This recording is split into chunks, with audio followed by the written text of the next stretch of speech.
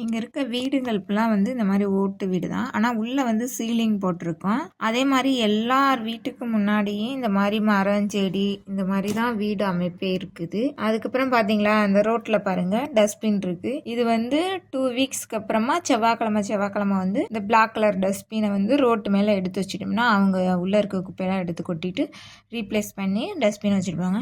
இதே போல் பாருங்கள் red colour ஒரு டஸ்ட்பின் இருக்கா. அந்த ரெட் கலர் டஸ்ட்பினை 2 வாரத்துக்கு ஒருக்க அந்த ரெட் கலர் டஸ்ட்பினில் நம்ம பிளாஸ்டிக் ஐட்டம் அந்த மாதிரிலாம் போடணும்.